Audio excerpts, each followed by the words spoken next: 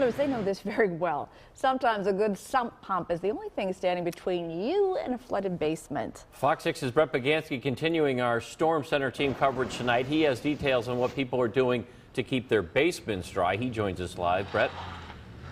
Well, Ted and Anna, it may be cold and uncomfortable outside, but for one plumber I spoke to, he has a long night ahead of him. Inside, his phone seems to never really be ringing. It just seems to be ringing constantly. It seems to be no end in sight. He says that's if this rain keeps up. It's the sound a homeowner never wants to hear. I was sitting upstairs and I heard water running, and of course it's never a good thing. Pam Treader from New Berlin has lived here for 8 years and had never replaced her sump pump. As she noticed a stream going from the septic tank to the main drain, she knew the sump pump failed. I have a lot down here, so you don't want to ruin anything.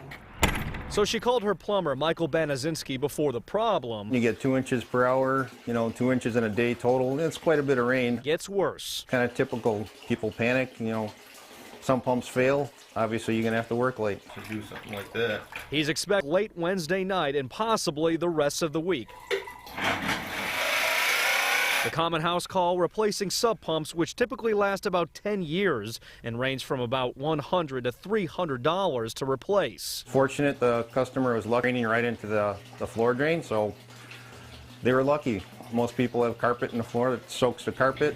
At least the pump's catching up. After roughly 2 hours, the job is complete and Pam pays the bill. If there's an issue, if it's something minor, get it taken care of so it doesn't cost you a small fortune. Her phone's been ringing like crazy. Meanwhile, Michael is off to the next call. Don't expect to eat dinner at home tonight. Now, your best bet is to have a professional take a look at the problem. Don't try to fix it yourself, because then your bill could skyrocket just more like a car. More things you go wrong, and the longer you wait, well, that bill could go up.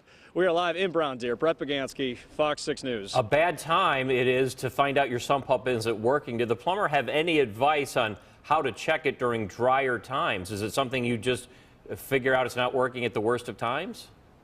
Well, a good thing to do is you could actually take the lid off and pour some water in and wait a little bit. The water should go down. If that water isn't going down, then you could have one big problem ahead of you. And really, like he said, sooner, or I was going to say, the longer you wait, the bigger problem you could have.